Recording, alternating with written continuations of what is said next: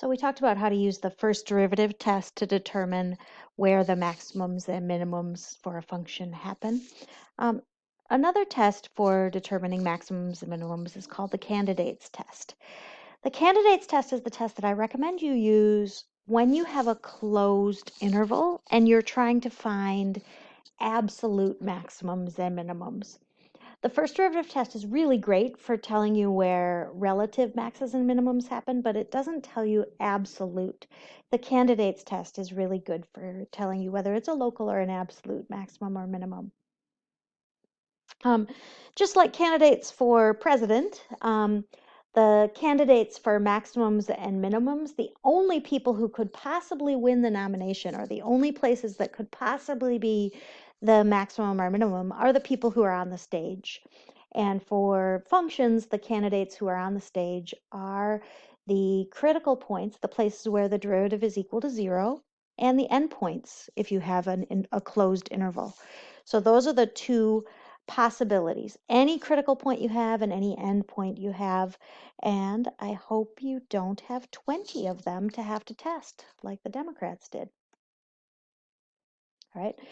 So here's an example. What is the maximum and minimum value of this function on the interval from 1 to 4?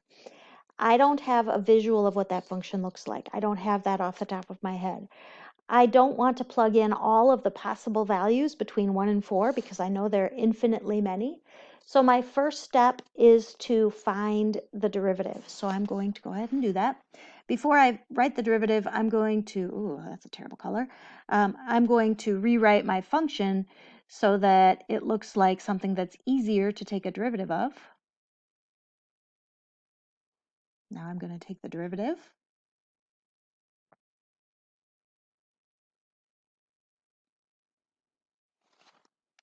And then I'm going to find the critical points. And this is an example of a function where finding the critical points is really an important skill. I want to figure out where this function is either 0 or undefined. I'm going to go ahead and find a common denominator here. So I'm going to write this as x squared minus 7 over x squared. So I just found a common denominator. So now if I look for where that's equal to 0, that would be 0 when x squared minus 7 is equal to 0, when x squared is equal to 7, or if x is positive or negative, the square root of 7. Negative square root of 7 is outside of my interval, so I'm only going to use x equals positive root 7. And then the other candidate is x equals 0, because that would be does not exist for my derivative. X equals 0 is a really great thought, but x equals 0 is not on my interval. It also happens that the function doesn't exist at 0 either. So we know that the only critical point that we're looking at here is x equals 7. So our candidates list is a lot smaller than the Democratic candidates for president. We just have our two endpoints, 1 and 4, and the square root of 7. And I'm pretty convinced square root of 7 is between 1 and 4 because 4 is the square root of 16. Now, with the candidates test, I am looking at y coordinates. I am comparing y coordinates. I'm not looking at the derivative anymore. The derivative is how I found which values I was plugging in, but I am looking at y coordinates. So if I plug in 1 here, I get 1 plus 7 over 1, which is 8. If I plug in the square root of 7, I get the square root of 7 plus 7 divided by the square root of 7. And then if I plug in 4, I get 4 plus 7 over 4.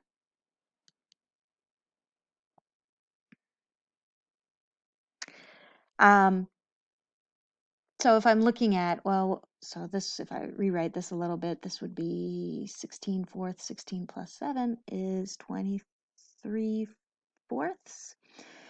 So this is 5 3/4.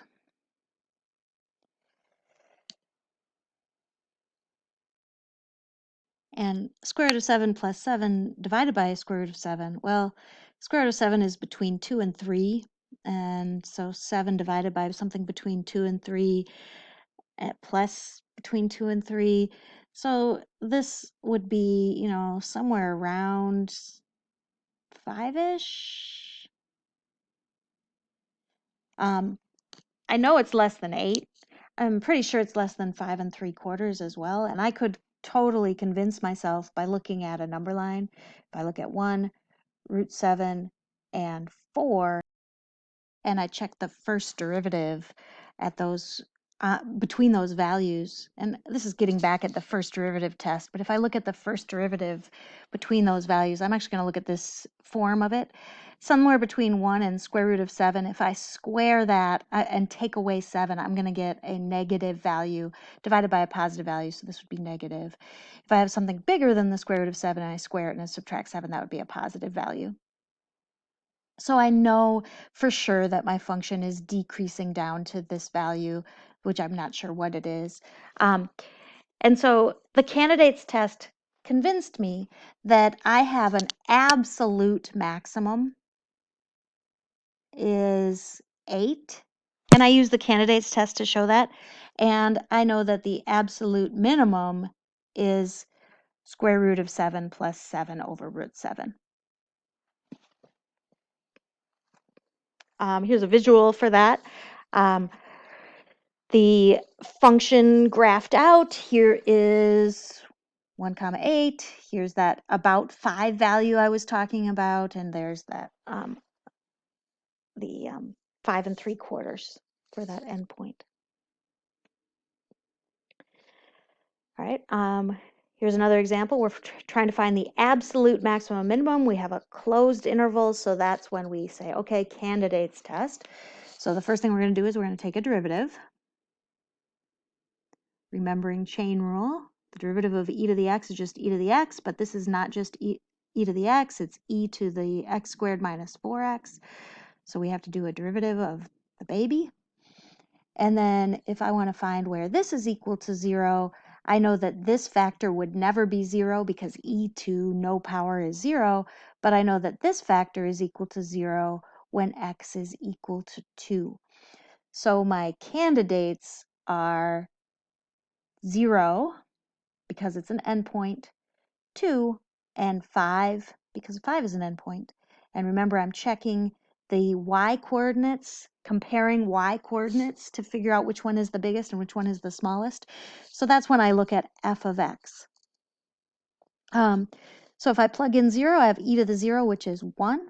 If I plug in 2, I have e to the 4 minus 8, which is e to the negative 4th power.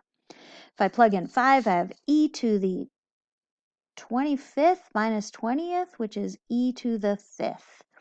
And so the candidates test very quickly showed me that my maximum value is e to the 5th, which happens at x equals 5 because that's the largest value in that table. And I know that e to the negative 4th, which is the same thing as 1 over e to the 4th, is way less than 1. So my minimum value is 1 over e to the 4th. And so here's a visual for that. That's what that function looks like. If I were just looking at this graph, those points are in a weird spot, but if I were just looking at this graph, I would not immediately realize that there's a minimum value at x equals 2. It's using what we know about derivatives that really convinces me that that minimum is there. That's the candidates test. The candidates test is not something that needs an elaborate sentence. If you're doing the candidates test, you want to show the work that it takes to get your critical points. You want to make sure that you include your critical points in your table of values and then just compare y coordinates to show where what the maximum and minimum values are. Again, this test is most useful when you have a closed interval and when you are trying to find an absolute maximum and minimum value.